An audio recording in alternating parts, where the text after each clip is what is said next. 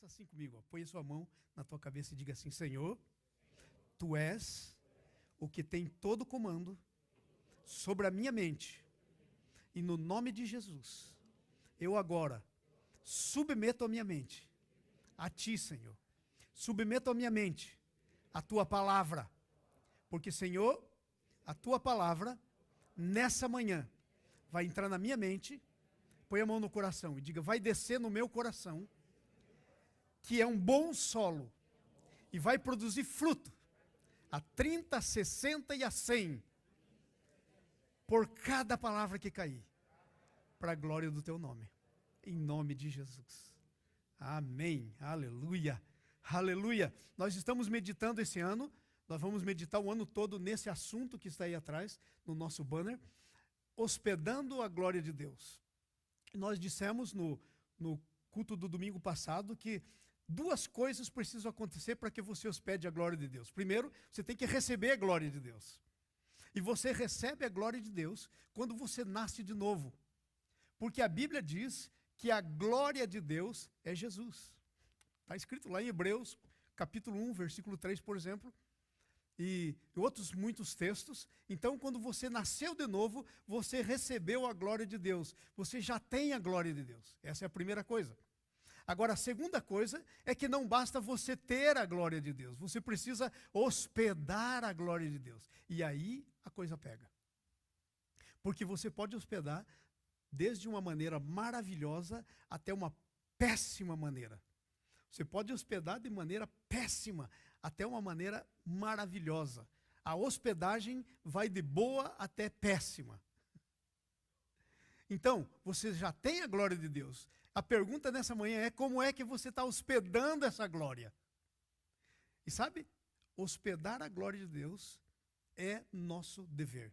Somos nós que hospedamos, somos nós que decidimos como essa hospedagem vai ser, como ela será. Ok? Então, veja bem, eu disse no domingo passado, eu quero repetir o exemplo que eu dei, que hospedar a glória de Deus é mais ou menos assim. É como se você hospedar pessimamente a glória de Deus. É assim. Você recebe a glória de Deus na sua vida, como se fosse lá na sua casa, e a sua casa tem muitos quartos, né? Tem muitos quartos, tem sala, tem cozinha, e você então recebe a glória de Deus na tua vida, e a tua vida é a casa de Deus, com muitos departamentos. E você então diz assim: Senhor, o Senhor fica aqui nesse quarto, mas a cozinha, a sala, esses outros lugares mando eu. E você vai dizer: mas quem faria uma loucura dessa? É? Em certa medida, todos nós os cristãos fazemos. Porque esse negócio de que o Senhor deve ter autoridade sobre todas as áreas da nossa vida não é completamente verdadeiro no estágio que nós estamos hoje. Nós estamos crescendo, nós temos que crescer na estatura do varão perfeito. O varão perfeito é Jesus, e nele Deus tinha autoridade em todas as áreas da vida dele, inclusive no que ele fazia. Ele dizia assim lá, João 5,19, por exemplo, está escrito isso: eu só faço aquilo que eu vejo meu pai fazer. O que eu vejo meu pai fazer, isso faço. Como é que somos nós? Será que podemos aplicar isso? Em certa medida podemos aplicar.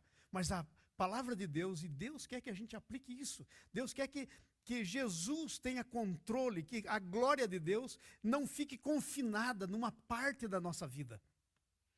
Numa parte da nossa vida. A glória de Deus quer que a Bíblia diz que a glória de Deus precisa tocar em todas as áreas da nossa vida. Em todas as áreas. Amém? E hoje nós vamos continuar então essa palavra. Abra sua Bíblia no livro de Êxodo, capítulo 34. E essa história é uma história muito conhecida. É uma história em que o Moisés tinha ido, o contexto dessa história é assim: o Moisés, no capítulo 19 e 20 de Êxodo, ele tinha subido no monte e tinha recebido as tábuas da lei lá no monte. Ele ficou 40 dias e 40 noites, como Jesus. Jejuou 40 dias e 40 noites. O Moisés ficou lá, não comeu, não bebeu, jejuou 40 dias e 40 noites na presença do Senhor. E ali o Senhor cortou, o Senhor mesmo, uma pedra, e escreveu ele mesmo nessa pedra os 10 mandamentos. E aí, então, quando Moisés desce lá de cima dessa pedra, desce com as pedras na sua mão, e ele ouve um barulho no arraial, e o Josué, que tinha ido até um certo ponto com ele, estava descendo junto, e o Josué diz, há guerra no arraial. E o Moisés diz, não, esse som não é som de guerra, não, isso aí é festa. Estão fazendo festa no arraial. E sabe o que o Moisés acha quando ele chega lá? O pessoal tinha mandado o Arão fazer um bezerro de ouro para adorar. Porque pensou que durante esses 40 dias e 40 noites o Moisés podia ter morrido por lá, alguma coisa ter acontecido. Começaram a adorar um bezerro de ouro. Quando Moisés desce lá, ele fica tão irado que ele joga as pedras no chão, ele quebra as pedras da lei. E aí sabe o quê?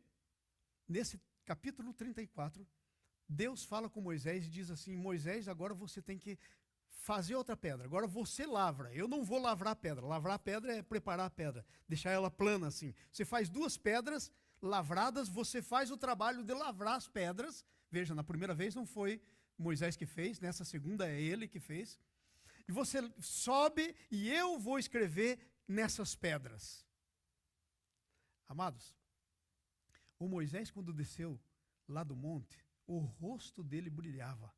Sabe por quê? Porque ele tinha sido exposto para a glória de Deus. A exposição dele para a glória de Deus foi tanta que o rosto dele brilhava. E a Bíblia diz que ele pôs um véu no rosto para que o pessoal não visse que aquele brilho devagarinho ia ir sumindo. Quando você nasceu de novo, dentro de você, todo o seu ser brilhou.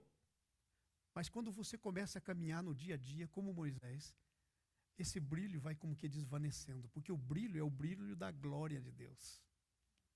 E aí então o que vai acontecendo? Nós começamos inadvertidamente a tocar na glória de Deus, e nós não podemos tocar na glória de Deus. Mas nós começamos a tocar na glória de Deus. E como é que nós tocamos? Nós não deixamos que a glória de Deus invada todas as áreas do nosso ser, todas as áreas da nossa vida. Nós começamos a tocar nela. E sabe o que acontece? Ela começa a desvanecer, ela começa a desaparecer. E o Moisés pôs um véu para que isso não acontecesse. Agora, presta atenção. Como é que nós hospedamos a glória de Deus de maneira que nós possamos ser transformados como Moisés foi transformado quando esteve 40 dias e 40 noites lá naquele monte na presença do Senhor? A glória de Deus que está em você, ela tem um alvo, um objetivo para a sua vida. Sabe qual é? Transformar você.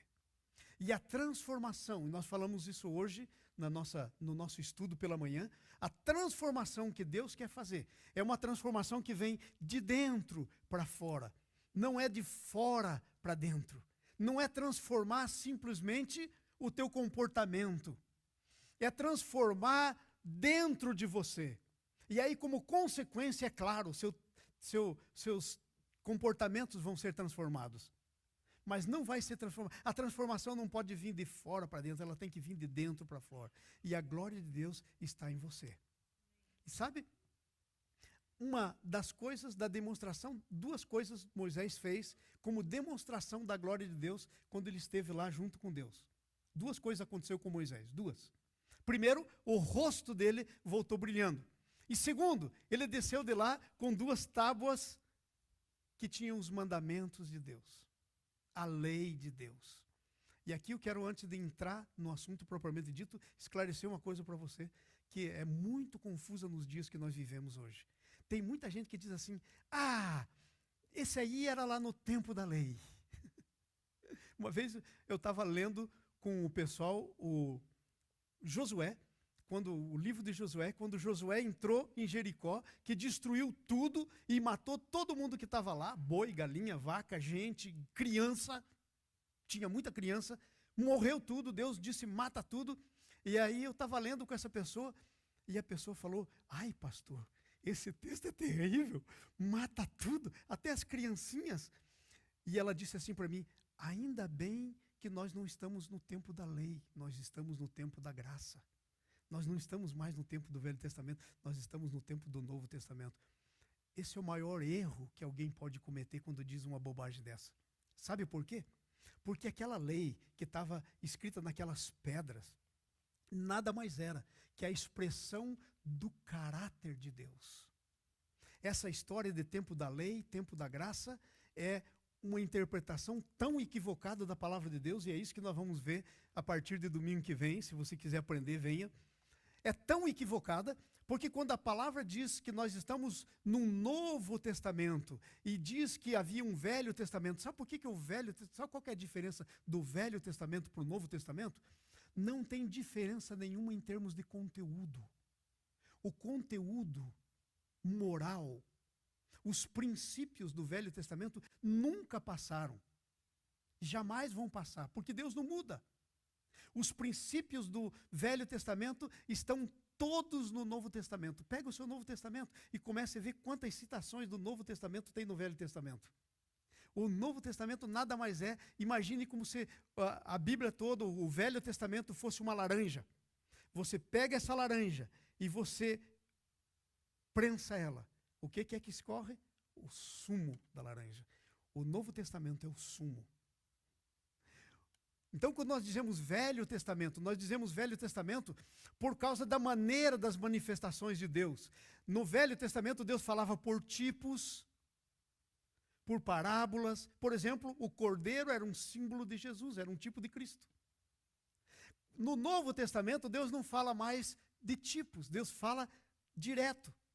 Porque a revelação de Deus, ela é progressiva. Veja, a lei de Deus, o caráter de Deus, os princípios de Deus não são progressivos. Eles sempre foram, sempre serão, nunca passarão. Mas a revelação do caráter de Deus, dos princípios de Deus, dos planos de Deus, ela é progressiva. Ela começou lá no Velho Testamento.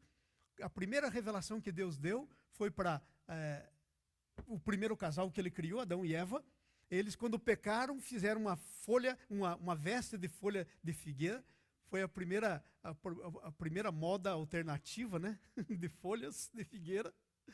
Aí Deus, quando chamou e conversou com eles, fez uma veste de pele de cordeiro e o cobriu. Tirou aquela veste que eles tinham feito e cobriu com veste de pele de cordeiro. Sabe o que é isso? Deus estava, quando eles cobriram com folhas, eles estavam aplicando a justiça deles neles mesmos.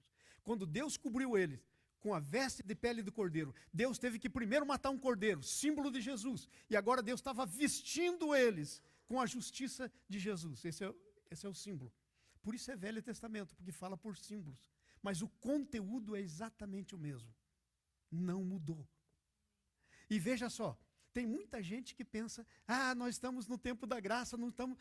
Essa é a maior bobagem, porque a lei, a expressão do caráter de Deus nunca passou e nem vai passar. Estou falando da lei dos 10 mandamentos. As leis cerimoniais passaram, porque eram uma expressão, um tipo de Jesus, das coisas de Deus para nós. Mas a lei não passou. E sabe, a lei de Deus, na verdade, se resume em 2. Os 10 mandamentos se resumem em 2. Amar a Deus sobre todas as coisas e amar o próximo como a si mesmo. Um dia eu gostaria de estudar com vocês os 10 mandamentos. Os primeiros 4 mandamentos falam como é que você deve amar a Deus sobre todas as coisas. Os seguintes 6 mandamentos proclamam de como é que você ama o próximo como a si mesmo. Ok? E sabe, o Moisés voltou com essa expressão da glória de Deus, que é o amor. O amor é a maior expressão da glória de Deus. Ele voltou com essa expressão simbolicamente gravada em pedras.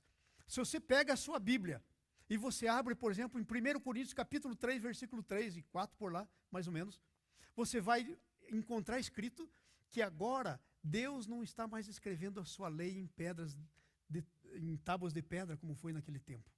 Agora Deus está escrevendo a sua lei nas pedras do seu coração. Aquelas pedras simbolizavam o seu coração. Aquilo era um símbolo de Deus escrevendo a lei do amor no seu coração. Porque se você nasceu de novo, você nasceu da natureza de Deus. Quando você nasceu de um pai e de uma mãe, você nasceu da carne, você nasceu da natureza humana. Mas quando você nasce de novo, você nasce do Espírito, você nasce da natureza de Deus. E sabe o quê?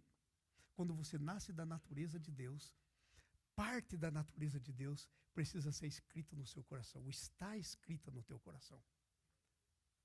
Está escrito. Quando a tua alma, o quanto disso que está escrito, a tua alma vai viver ou não, isso é um outro papo. Mas está escrito. As tábuas simbolizam o seu coração. Deus escrevendo no seu coração. E hospedar a glória de Deus era pegar aquelas tábuas e viver aquilo que Deus estava falando. Deus nunca pensou que as pessoas deviam viver os 10 mandamentos para se salvar. Deus nunca, e tem gente que não entende isso, infelizmente, milhares de pastores que nunca entenderam isso, pensam que lá no Velho Testamento as pessoas se salvavam guardando a lei. Gente, Deus nunca teve dois planos de salvação. A Bíblia diz, Pedro diz, que existe só um nome dado entre os homens pelos quais importa serem salvos. Atos capítulo 4. E esse nome é Jesus. Não existe. Deus não tem 2 planos de salvação. Ok? Então, aquela lei que Deus deu não para salvar o povo, mas deu para o povo porque se entendia que aquele era o povo de Deus, era um povo salvo. Então, a lei de Deus, os 10 mandamentos, não passaram ainda hoje. Eles são para você que nasceu de novo, eles são como é que vocês amam a Deus sobre todas as coisas, 4 mandamentos, e como é que vocês amam o próximo como a si mesmo, porque isso é o cumprimento, segundo a palavra de Deus, de toda a lei. O cumprimento disso é nada mais, nada menos do que como você hospeda a glória de Deus de maneira tremenda, de maneira total. É como você faz uma boa hospedagem da glória de Deus. E você não obedece, você não cumpre os mandamentos para ser salvo, mas você cumpre porque você nasceu de novo. Sabe, Deus é amor. E a Bíblia diz, quem não conhece a Deus, quem não ama não conhece a Deus, porque Deus é amor. E a Bíblia diz mais, e nós amamos, porque Ele nos amou primeiro. Aleluia! Entenderam isso? Nós amamos porque Ele nos amou primeiro, porque Deus é amor. E esse amor de Deus está escrito na pedra do seu coração, pelo Espírito, diz lá o 2 Coríntios capítulo 3. Pelo Espírito, está escrito no seu coração. E agora a hospedagem genuína, aquela perfeita hospedagem, a melhor hospedagem que nós podemos fazer da glória de Deus em nós, é a vivência disso que está escrito no nosso coração. O amor. Agora, como é que nós hospedamos então? Como é que nós vivemos essa glória? E à medida que nós vivemos essa glória, é que a transformação acontece. Veja, presta atenção nisso. Lá no Velho Testamento, quando as pessoas cometiam pecado, por exemplo, e queriam ser perdoadas, a palavra lá do Velho Testamento dizia que eles tinham que fazer o seguinte, pegar um cordeiro sem defeito, sem mancha, macho de 1 ano. Esse era símbolo de Jesus. E aí, eles tinham que ir num lugar em que estava o tabernáculo de Deus, e o tabernáculo era um tipo de uma tenda, e ele tinha uma cerca em volta e uma porta de entrada, era com tecido, tudo isso, e ela tinha 4 cores, essas 4 cores simbolizam a pessoa de Jesus. E também simbolizam os 4 evangelhos, mas simbolizam as 4 cores. E essa era a porta para entrar. E Jesus disse, João 10, eu sou a porta. João 10. Então eles entravam pela porta com o cordeirinho, que era um símbolo de Jesus para oferecer, e aí tinha o altar do holocausto. Sabe o que é o altar do holocausto? A cruz de Cristo. E eles matavam o cordeiro ali, e era queimado no fogo, e o sangue era levado para o tabernáculo. E dentro do tabernáculo, ali dentro daquela cerca, que era de pano, tinha o átrio, e aí depois, o primeiro lugar dentro do tabernáculo, tinha de novo aquela porta com 4 cores, porque você não vai a lugar nenhum sem ser pela porta, que é Jesus, não existe como. Aí a pessoa entrava, o sacerdote, uma vez por ano, entrava com aquele sangue para oferecer, porque é o sangue da expiação. Expiação quer dizer pagamento, compra. É o sangue que comprou, que pagou a sua nota promissória, que resgatou a sua dívida. esse sangue. Ele entrava para apresentar perante Deus. E o sangue de Jesus é a oferta suficiente para satisfazer a justiça de Deus, que eu e você não podemos satisfazer. Por isso a gente vive pela graça. Amém? Agora veja, eles entravam então, e o primeiro lugar era o lugar santo. E o lugar santo tinha ali o castiçal, que era símbolo da igreja, 7 velas acesas, que tinha óleo, símbolo da igreja. Tinha os pães da proposição. E aí depois, e tinha mais algumas coisinhas lá, mas aí depois se entrava no Santo dos Santos. O Santo dos Santos só tinha a Arca da Aliança, lá dentro. E era aspergido lá dentro o sangue, no lugar, no Santo dos Santos. Agora presta atenção nisso. Presta atenção nisso. Esse tabernáculo era uma figura de você. Ali naquele tabernáculo, ele hospedava a Arca da Aliança, que era a glória de Deus. E esse tabernáculo é uma figura de você. O átrio é o teu corpo. O átrio era, todo mundo entrava. Qualquer filho de Israel entrava lá, no átrio. Ele é o teu corpo. Qualquer um toca. Ok? Aí tinha o lugar santo. É a tua alma. O lugar santo. Aí lá dentro tinha o Santo dos Santos. É o teu espírito. É lá no Santo dos Santos. É lá dentro, num lugar santíssimo, que é a habitação de Deus. Deus habita em você, no teu espírito. E sabe, é lá no teu espírito que muitas vezes a Bíblia usa a palavra para falar espírito, usa a palavra coração. É lá no teu coração que estão as pedras, porque elas ficavam dentro da Arca da Aliança, no lugar santíssimo, no Santo dos Santos.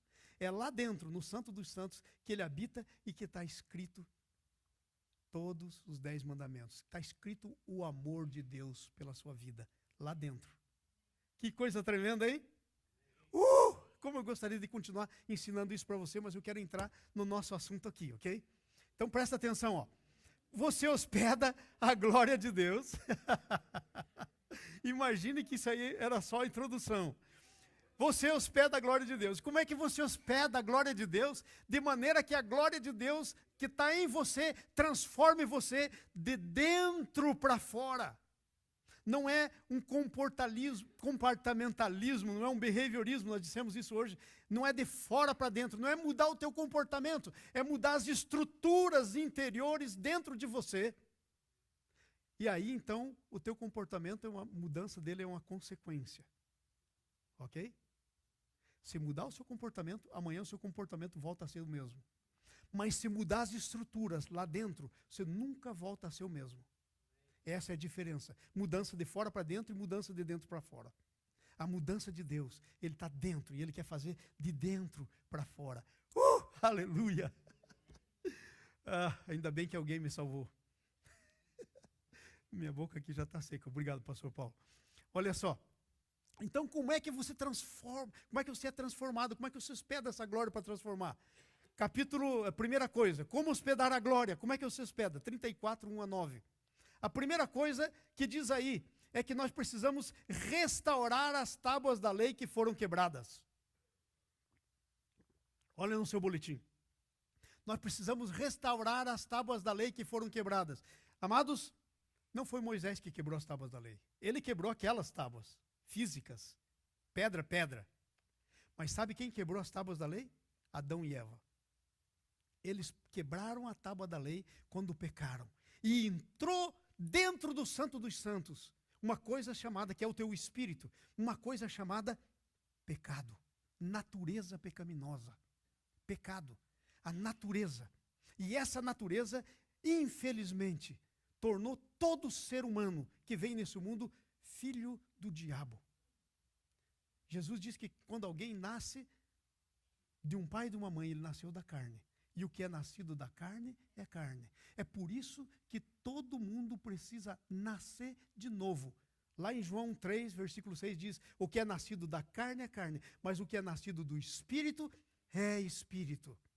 Importa que nasçam de novo, diz a palavra de Deus. Então, a tábua que foi quebrada foi lá no jardim.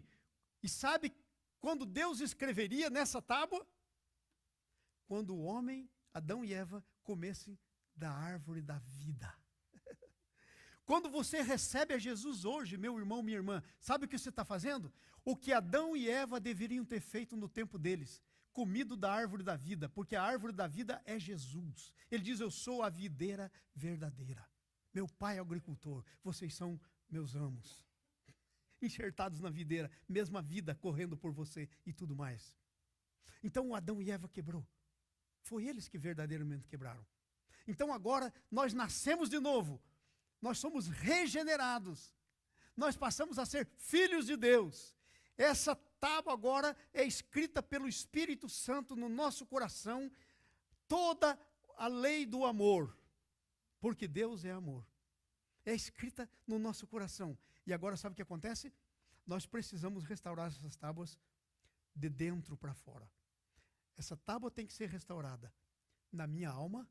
A minha alma precisa aprender a andar no amor de Deus. A minha alma precisa aprender a não andar por ela mesmo. Porque uma coisa que aconteceu com o pecado é que eu me tornei egocêntrico, centralizado em mim mesmo. Ego é eu. Eu me tornei centralizado em mim mesmo. A minha alma, o eu, se assentou no trono, que era o lugar de Jesus, que era o lugar de Deus, no trono. E sabe o que aconteceu? Começou a dominar. É por isso que a gente diz assim, não, eu não quero, não, eu não vou fazer, não, eu não gosto, não, eu. E a Bíblia diz que a maneira de viver a vida cristã é essa. Já não sou mais eu que vivo, mas Cristo vive em mim. Não é eu. Não é eu. É Cristo vivendo em mim. Então a primeira coisa que tem que ser restabelecida é essas tábuas. Temos que restaurar. As primeiras tábuas, que foi o Adão e Eva lá dentro, lá no paraíso, quem fez foi Deus. A segunda tábua, sabe quem tem que lavrar? Eu e você. O Moisés lavrou as segundas tábuas. Deus disse, você vem aqui para cima, mas eu não vou fazer outras tábuas. Você faz a tábua. E você vem trazendo para aqui. Agora, eu escrevo. Eu e você lavramos a tábua, mas é o Espírito Santo que escreve na nossa alma. E essa tábua é a nossa alma. Ok? Então, veja só. Nós precisamos fazer isso, lavrar essas tábuas. E como é que você lavra essas tábuas? O Moisés teve que agarrar uma pedra grande, talvez, eu não sei o tamanho, e aí teve que, com um instrumento de ferro, ir cortando e aplainar a tábua. Mas sabe, o teu coração, você é responsável por ele. A tua alma, você é responsável por ela. Quem aplaina a tua alma é você. Você nasce de novo no seu espírito. A sua alma não nasce de novo. Quem nasce de novo é o seu espírito. A sua alma precisa ser santificada. E o processo de santificação é um processo no qual você tem parte. É um processo no qual aquelas coisas que não têm nada a ver com aquilo que está lá dentro, no seu espírito, no Santo dos Santos, a tábua escrita, na sua alma não tem nada a ver. É um trabalho de aplainar a sua alma, de dentro para fora. Deixando o Espírito Santo ter controle sobre o seu temperamento. Não você mudando o seu temperamento, mas o Espírito Santo tendo controle sobre ele. Sabe? Controle sobre a sua boca. Eu lembro que quando meus filhos eram pequenininhos, tinha uma musiquinha que ensinava para as crianças. Cuidado, boquinha, o que fala. Cuidado, boquinha, o que fala. E assim ia. Uma musiquinha. Porque Deus está olhando para você. Vocês entenderam? A boca, ela precisa estar sob o controle do Espírito Santo. Os olhos, a Bíblia diz que os olhos são as janelas da alma. Os olhos são as janelas da alma. Meu irmão, se a sua alma não entrar em controle pelo Espírito Santo, não entrar debaixo do controle do Espírito Santo, eu tenho uma notícia para você, você está em péssimas condições. A sua alma vai se tornar depressiva. Depressão não é para crente. Não é. A sua alma vai ficar doente. E sabe? É por causa do pecado. A Bíblia tem um versículo que diz, eu tive uma experiência com esse versículo uma vez, enquanto calei os meus pecados, envelheceram os meus ossos. Sabe, você vai ficar doente. E essa doença, que é psicológica, vai se tornar psicossomática, que é o seu corpo. De psicológico da sua alma, da sua mente, vai passar para o seu corpo. E você vai ficar, ai, dói tudo. Ai, claro que você tem doença aí que é natural, que dói mesmo. Mas as psicossomáticas são as que veio da sua alma. Porque o Espírito Santo não está controlando a sua alma. Sua alma está vagando, fora do controle. Porque quando você pensa que você está no controle, você não está no controle. Tem só duas pessoas que controlam a sua alma. E infelizmente eu tenho uma notícia para você. Você não é nenhuma das duas. Quem controla a sua alma, ou é Deus ou é o diabo. Pastor, mas eu nasci de novo. Como é que o diabo vai controlar a minha alma? Leia a Bíblia. Mateus capítulo 16. Jesus aparece para Pedro, ou está andando com Pedro, ele estava andando com eles, e aí Jesus faz uma pergunta: quem diz aí o pessoal que eu sou? E uns dizem é Elias, João Batista, uns outros profetas. E Jesus disse: quem vocês dizem? E o Pedro disse: você é o Filho de Deus, do Deus vivo, o Cristo. Aí Jesus diz para ele: bem-aventurado você é, Simão Barjonas, porque não foi nem carne nem sangue que te revelou, mas meu Pai que está no céu. Foi revelação do Espírito. E ele diz: e eu vou te dizer, você é Pedro, eu mudo o seu nome. Você era Barjonas, Simão. Você não tem nada a ver com Simão. O nome que eu tenho para você é Pedro, uma pequena pedra, porque eu sou a grande pedra. Você saiu de mim, uma pequena pedra. E vou te dar as chaves do reino. E as portas do inferno não vão por... que se ligar aqui na terra, ligar no céu. E o Pedro estava lá, né, lindão, com as chaves, né? Maravilha, tem as chaves. E deixa eu dizer uma coisa para você. Isso está no capítulo 16, mas se você vai para o 18, está escrito que você tem as mesmas chaves. Não era só para o Pedro, não. E aí o Pedro estava lá, bonitão. E aí Jesus disse: tá bom, já está a chave aí, está todo mundo entendeu o negócio direitinho. Agora é o seguinte, você disse que eu sou o Cristo. O que tem que acontecer com o Cristo? Tem que ir para Jerusalém, morrer, sofrer. Aí o Pedro tinha um projeto de vida. A alma do Pedro. Sabe qual que era?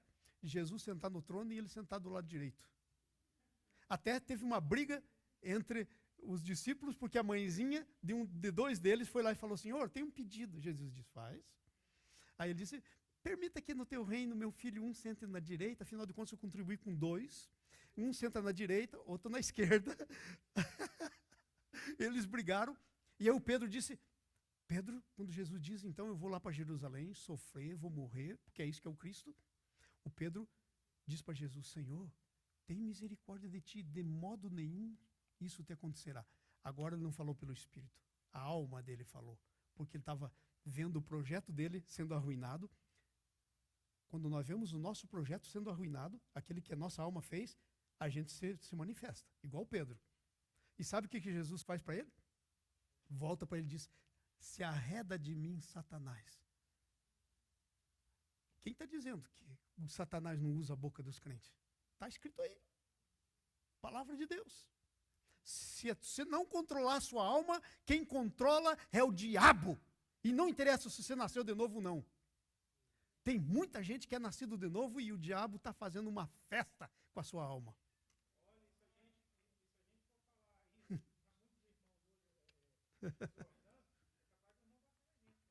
Irmãos, eu estou aqui em cima, não subam aqui. Mas se a sua alma está fora do controle, o diabo está pilotando. Tem dois pilotos. Ou o Espírito Santo controla, ou o diabo. Então, olha só, volta para o nosso texto. Volta para cá. Porque eu não quero ler o texto, sair do texto, nunca mais voltar para o texto. Isso não é de Deus. Agora nós temos que lavrar as tábuas para que Deus escreva. Não é você que escreve, é Deus que escreve. Mas você lavra, você submete e Deus escreve. Deus muda a sua alma. Você submete e Deus muda. Essa é a hospedagem que você faz e que transforma a sua vida. Aleluia! Sabe o que mais? Versículo 4. Olha aí, 34, versículo 4 diz assim: Lavrou, pois, Moisés 2 tábuas de pedra, como as primeiras, e levantando-se pela manhã de madrugada, subiu ao monte Sinai, como o Senhor lhe havia ordenado, levando nas mãos as 2 tábuas de pedra. Sabe o que você precisa fazer?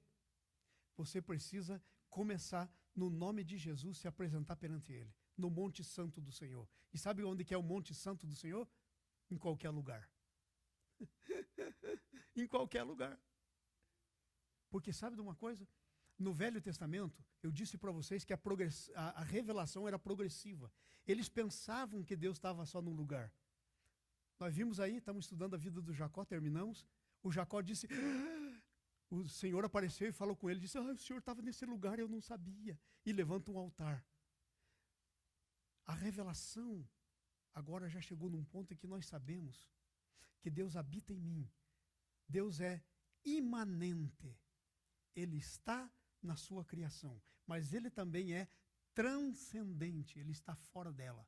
Deus habita em você, mas Deus também habita no pastor Paulo, em qualquer um de nós que estejamos aqui, que nascemos de novo. Deus habita no pessoal que está lá na Europa, e Deus habita em qualquer lugar. Deus está em qualquer lugar. Mas a escolha dEle é colocar a habitação dEle em você.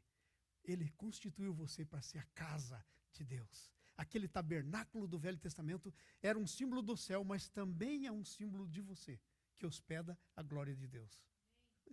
Era um símbolo de você também, que hospeda a glória de Deus. Amém? Amém. Então vamos para frente, versículo 8. Primeira coisa, nós temos que restaurar as tábuas. Irmão, se você não restaurar as tábuas, não há transformação genuína e permanente na sua vida. Segunda coisa, nós precisamos proclamar o nome do Senhor. Veja o que diz o versículo 8 aí, que nós lemos. Começa no 5. Tendo o Senhor descido na nuvem, esteve junto dele e proclamou o nome do Senhor. Moisés proclamou o nome do Senhor. E passando o Senhor por diante dele, clamou, Senhor, Senhor, compassivo, clemente e longânimo. E aí ele vai dizendo, e imediatamente curvando-se Moisés para a terra, o adorou. Deixa eu fazer uma pergunta para você.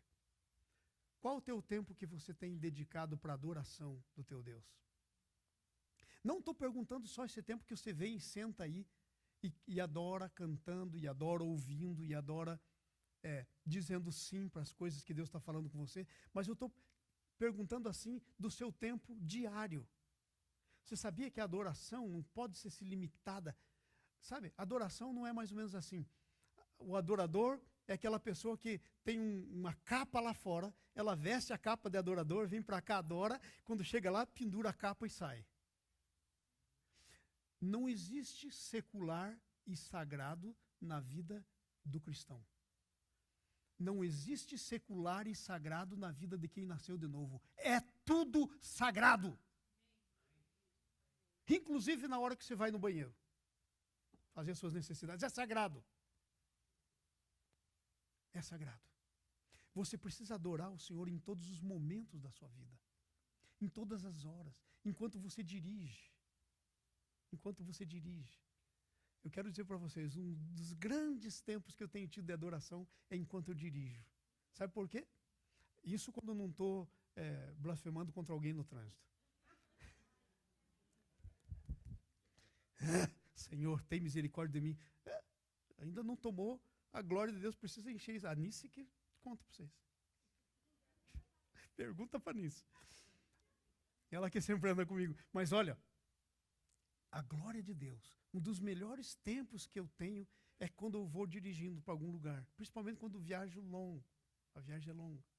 Sabe, você pode ir adorando, você pode... Sabe, a presença de Deus pode encher o lugar que você está, porque ela já está em você, ela pode sair de você e expandir para todo lugar. Você entendeu?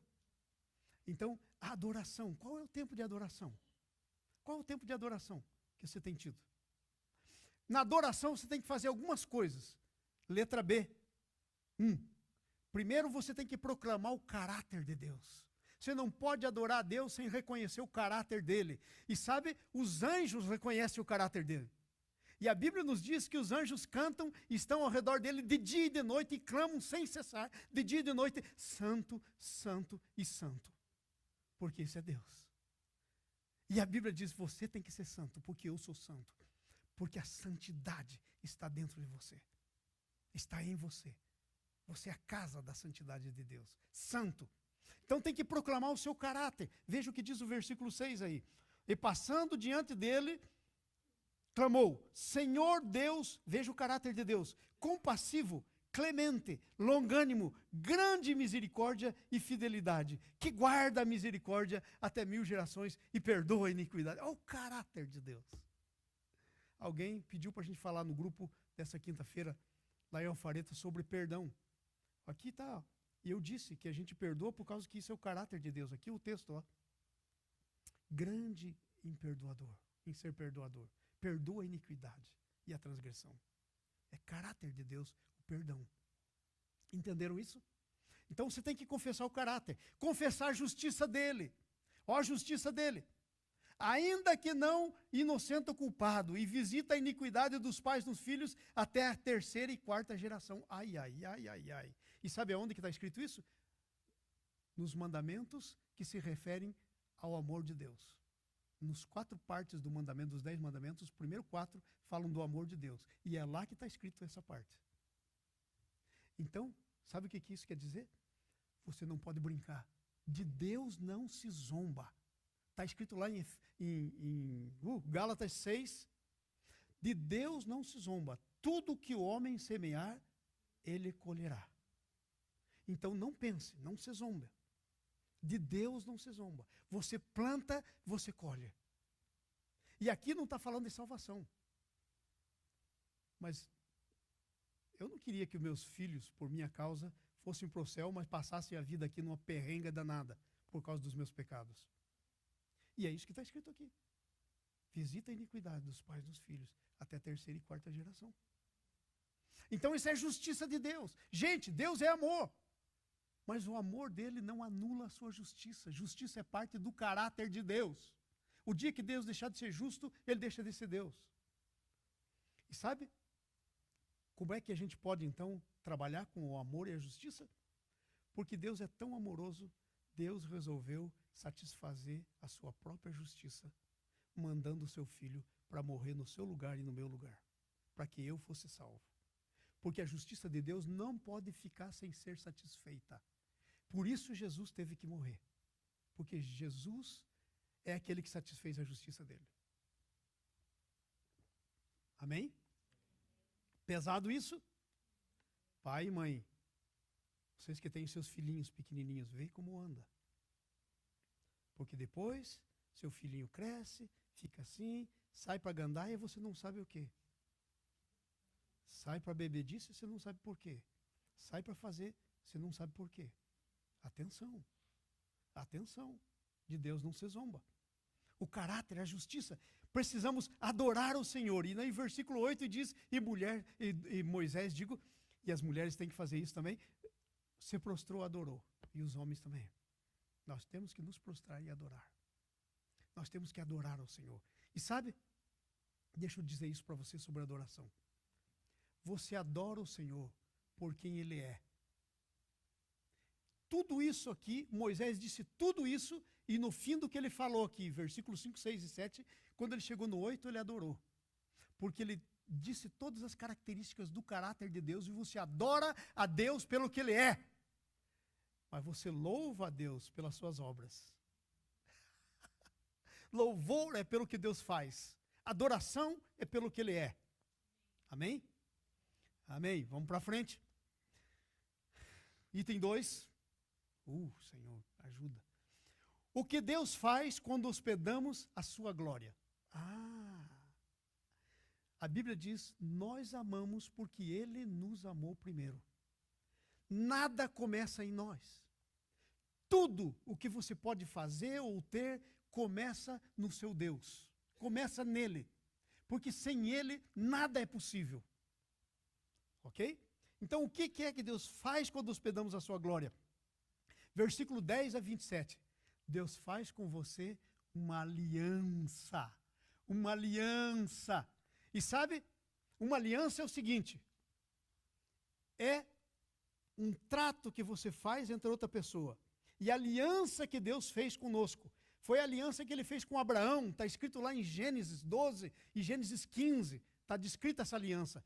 E sabe como é que era essa aliança? A aliança que Deus fez com Abraão era essa. Que tudo que era do Abraão era dele. Vai ele lá. Primeiro filho, tudo. E na Bíblia, nos mandamentos, está tudo escrito isso. Primeiro cordeiro da ovelhinha que nascesse, primeiro bezerrinho da vaca, era do Senhor. Então, tudo que o Abraão tinha era dele. Essa era a parte da aliança do Abraão com ele. Mas a parte dele com o Abraão era tudo que ele tem era do Abraão. Gente, Deus quer que você tenha tudo o que é dele. E ele quer ter tudo o que é de você. Essa é a aliança. Esse é o pacto. E sabe? É o pacto da graça. Porque você nunca poderia fazer a sua parte do pacto. Veio Jesus e fez. O pacto da graça, a aliança da graça que Deus fez. Eu tenho uma coisa bem aqui desagradável para dizer para você. Deus não fez com você a aliança da graça. Não fez. Sabe por quê? Porque se qualquer aliança que Deus tivesse feito com você, se Ele tivesse feito, você teria quebrado e não teria ido para frente. Deus fez a aliança da graça com Jesus. Em Jesus vir e morrer, e você é o que recebe as bênçãos da aliança. Mas ela foi feita com Jesus, e Ele cumpriu a parte da aliança. Tudo que foi dele era de Deus, inclusive a vida dele. Deus disse, a tua vida na cruz, Ele disse sim. E sabe, por isso tudo que é de Deus se tornou dele. E é teu. Porque você é o beneficiário, essa é a palavra técnica, da aliança. Jesus foi com quem fez a aliança, você é o beneficiário. Tudo que ele tem é teu. Essa é a aliança. Vamos aí um pouquinho. A parte de Deus na aliança, versículo 10. Então disse, eis que faço uma aliança, eis que faço uma aliança, diante de todo o teu povo, farei maravilhas, que nunca se fizeram em toda a terra, nem entre nação alguma, de maneira que todo esse povo, em cujo meio tu estás, verá a obra do Senhor, porque coisa terrível é a que faço contigo. Oh! O Senhor está dizendo para você, eu faço uma aliança, e vai ser essa aliança visível para todo mundo, porque a aliança que eu faço, eu nunca fiz com ninguém, mas estou fazendo com vocês. E é uma coisa terrível. É uma coisa terrível em dois sentidos. Terrível porque custou a vida de Jesus, o Cordeiro, sem mancha. Mas terrível no outro sentido, porque é a expressão da glória de Deus. E quando a glória de Deus baixou naquele monte, lá no Sinai, que o Moisés subiu, sabe o que acontecia? O monte fumegava e estremecia, diz a Bíblia. E o povo que estava olhando disse, não fale Deus com a gente, fale você, Moisés. De medo de Deus. E ele está fazendo então uma aliança conosco. A parte de Deus na aliança. Ele vai fazer maravilhas que nunca se fizeram em toda a terra, nem entre nação alguma. Agora eu pergunto para você, fala para mim da maravilha que Deus fez na sua vida nessa semana. Segunda-feira até agora. Não, vamos dar uma chance. Fala desse mês. Que dia que é hoje? 20. Do dia 1º até o dia 24. Fala da maravilha. Porque Deus disse, eu vou fazer maravilha. Sabe, não é, talvez eu faça uma maravilha. Uma aqui, outra lá. Não, Ele disse, eu vou fazer. E Deus não mente. Cadê as maravilhas? E sabia? Aí no Velho Testamento, quando o povo estava desviado de Deus, ele falou com um homem, e o homem disse, mas Senhor, cadê as tuas maravilhas que os nossos pais viram e o Senhor disse que faria? Gideão disse isso, por exemplo. E outros também disseram. As maravilhas, Ele quer fazer. Gente, Ele quer fazer maravilhas na tua vida. Sabe? Maravilhas que inclui curar você. Que inclui usar você para que outros sejam curados. Que inclui falar com você. E você vai dizer, nunca tinha entendido isso na minha vida. Maravilhas que quer dizer levar você para cima. Abençoar você. Fazer você o depositório das coisas dEle. Abençoar você. Levantar você. A Bíblia diz que você é a luz do mundo. Ele quer pôr você num lugar alto para que você ilumine. Aonde você está? no chão ou no lugar alto. Parte da aliança, que você seja abençoado. Maravilhas ocorrendo na sua vida. Maravilhas ocorrendo. Ok? Essa é a parte da aliança. Ele mostrará as suas obras diante de todos. Qual é a obra que Deus tem visto diante de todos na sua vida? Deus quer fazer obras diante de todos. Ele quer fazer. Ele precisa fazer nas nossas vidas. Ele fará coisas grandes e terríveis. Veja o versículo 11, por exemplo. 11, olha. Guarda o que eu te ordeno hoje, e eis que lançarei fora da tua presença os amorreus, os cananeus, heteus, ferezeus, heveus, jebuseus, que eram os inimigos do povo de Deus. Sabe o que Deus está dizendo para você nessa manhã? Que Deus quer lançar fora da tua terra, quer dizer, da tua vida, da tudo aquilo que é teu, os teus inimigos. Ele quer lançar fora aqueles inimigos que estão roubando a sua vida financeira, aqueles inimigos que estão roubando a sua alegria, aqueles inimigos, ele vai lançar fora. E veja, essa é a parte dele na aliança, não é a sua parte. Ele quer fazer, mas você tem que lavrar a pedra do seu coração para ele escrever na sua alma. Amém? Veja o versículo 2. Alargarei o seu território. Aonde que eu estou lendo? Lancei fora. Estava no 11, cadê o 12? Abstente de fazer aliança com os moradores da terra para onde vais, para que não te sejam ciladas. Derruba o altar, porque não adorarás outros deuses. Versículo 13, 15. Não faça aliança com os moradores da terra. Ai, meu Jesus. E aí vai andando. E sabe, uma das coisas que Deus quer fazer é alargar o teu território. Onde é que eu li isso? Está escrito aqui, em algum lugar. É o 13? 13. Derribarei os altares. Não. É alargar o território. Está por aí, em algum lugar. Hã? Não está no 13. Mas está aí. Você lê depois, hein? 24. Obrigado, irmãos, vocês que são rápidos aí. Eu esqueci de pôr o versículo lá na frente. Porque farei as nações, porque lançarei fora as nações diante de ti e alargarei o teu território. Meu irmão, sabe aquele schedulezinho que você tem? Deus quer alargar o teu território. E não significa que Deus quer te alargar o teu território e te dar mais serviço. Sabe qual era a promessa de Deus? Era que os outros iam trabalhar para o povo de Deus. Que os outros trabalhariam. Escuta essa palavra do seu pastor nessa manhã. Quem trabalha não tem tempo de ganhar dinheiro. Deus quer levantar você como cabeça e as pessoas trabalharem para você. Deus quer fazer você cabeça e não cauda. Cabeça e não cauda. Deus não quer aumentar tuas dores aumentando o teu trabalho. Não é parte do que Deus quer. Ele quer alargar o teu território. Então, meu irmão, minha irmã, começa a pensar em expandir o seu território. Se você ainda não fez a sua empresa, faça a sua empresa. Aliás, eu não sei por que os irmãos aqui não fazem as suas empresas. Sabe por quê? Porque é bom ter a sua empresa, para o imposto de renda, para tudo. É bom. Eu tenho a minha. Você chama Rocha Investimentos. E sabe, eu vou dizer uma coisa para você. Se não fosse a minha empresa, eu estava ralado. Porque é bom do ponto de vista fiscal e tudo mais. Além disso, o Senhor quer alargar, o Senhor quer encher. É como aquele texto da viúva que Deus disse, traga vasos, porque eu quero multiplicar o azeite. E quando terminou os vasos que ela tinha trazido, parou o azeite. Aí você pode dizer, ai Senhor, mas por que não vai? Cadê o vaso? Coloque vaso, aumente, alarga a sua tenda. Vocês estão entendendo? Você foi designado por Deus para ser cabeça e não cauda. Recebe essa palavra. Porque eu acho que isso é profético para alguns aqui.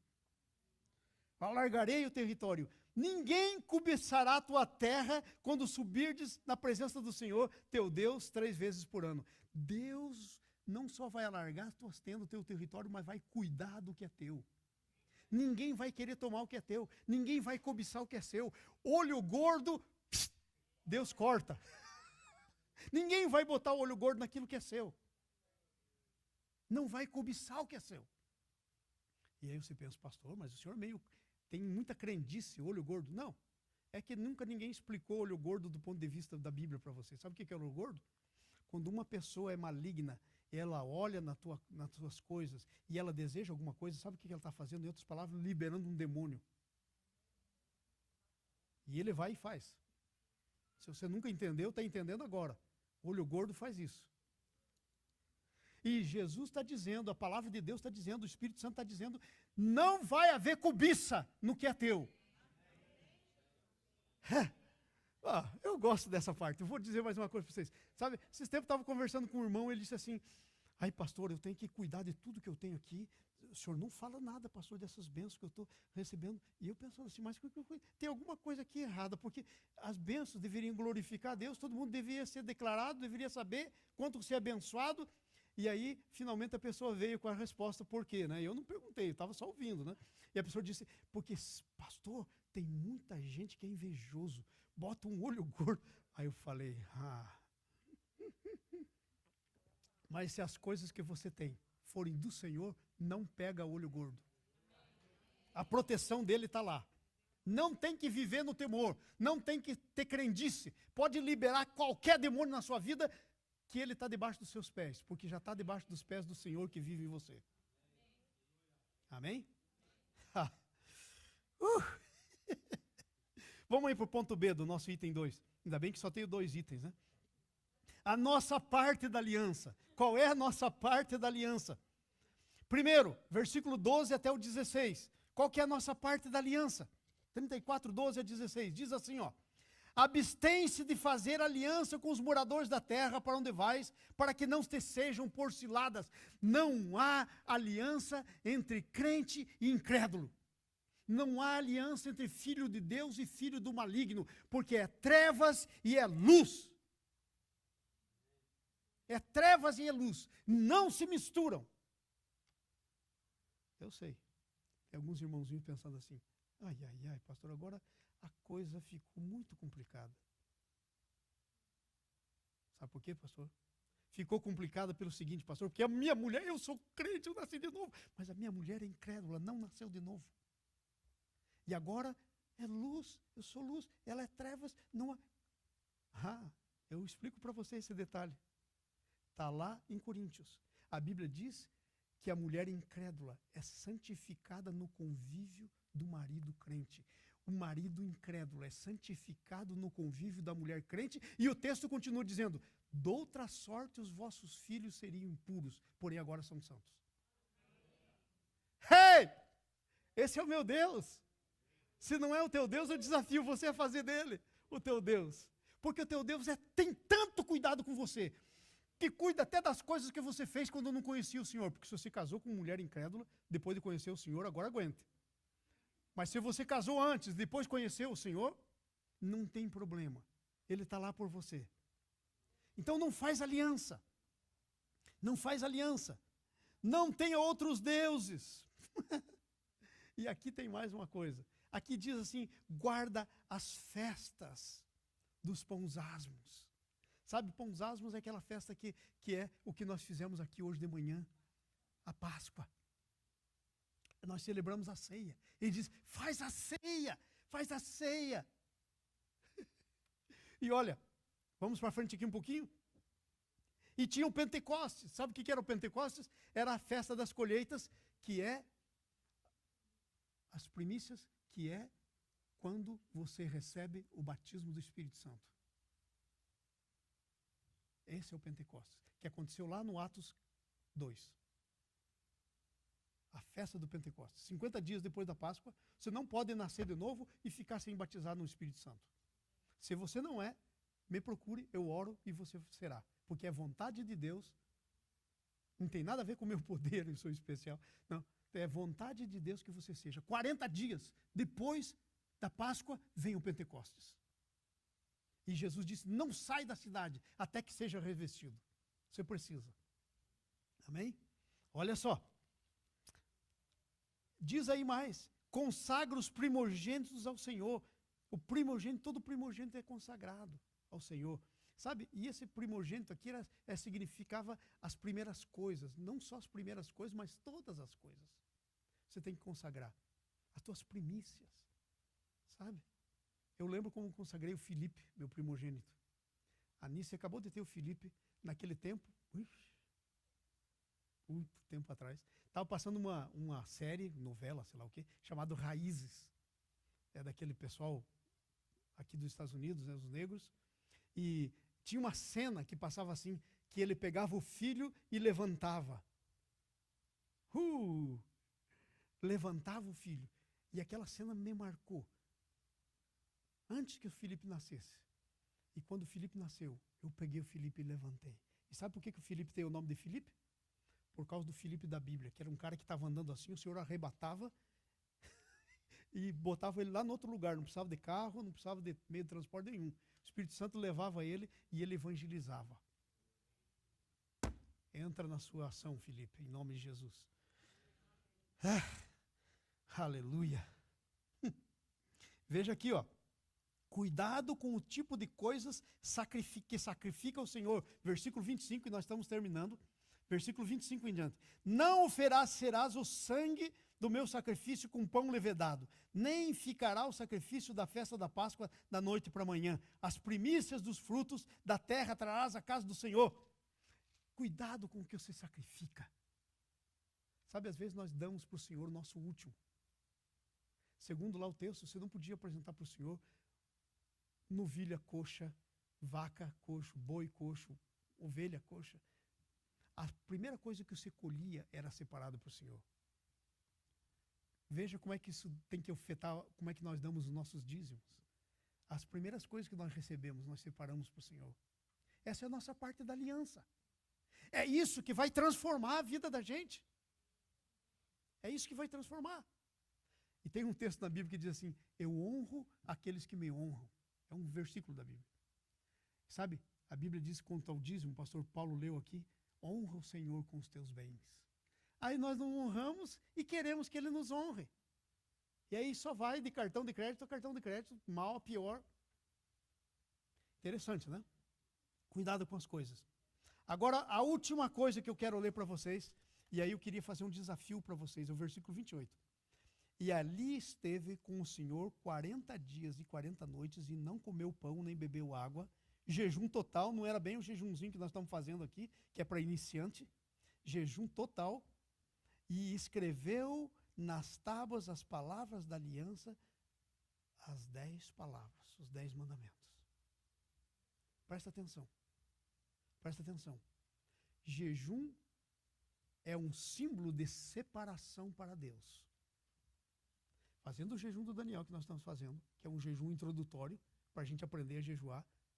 Porque você pode ficar 40 dias e 40 noites sem comer e sem beber água, na presença do Senhor. Se você se separar para o Senhor, não tem limites para o que Ele pode fazer na sua vida, e para a sua vida e através da sua vida. E sabe, essa é a maneira pela qual você hospeda a glória de Deus e é transformado. Você vai sendo transformado de um dependente em um abençoador. De um deprimido em alguém que distribui alegria. Você vai sendo transformado. De cauda em cabeça, vai sendo transformado. Sabe? Se você é cristão na sua casa, se o homem é cristão na sua casa, ele é o cabeça da sua casa. Se lá na sua casa o seu marido não é cristão, e você nasceu de novo, você é o cabeça. Quem nasceu de novo é o representante perante Deus. Você que está aqui nessa manhã, se você já nasceu de novo, você é representante perante Deus. De todas as coisas, não só da tua família. Amados, eu podia ficar aqui dando palavra de conhecimento para vocês, para todos vocês. Mas eu só estou demonstrando para vocês como é que Deus quer manifestar glória na vida de vocês. Amém? É a manifestação dos dons do Espírito. Você pode se mover nos dons do Espírito. Deus quer se manifestar. Deus quer fazer coisas grandes. Levanta a sua mão assim. E diga para o Senhor, Senhor Jesus, eu hospedo a tua glória. E eu hospedo a tua glória, Senhor. E eu quero ser transformado transformada pela tua glória. Senhor, eu entro na aliança. Obrigado por fazer a tua parte da aliança e transformar a minha vida. Senhor, ajuda-me. Espírito Santo, eu invoco o teu nome. Me ajuda a fazer a minha parte na aliança. Em nome de Jesus. Glorifica o teu nome. Em nome de Jesus. Dá uma salva de palmas ao Senhor.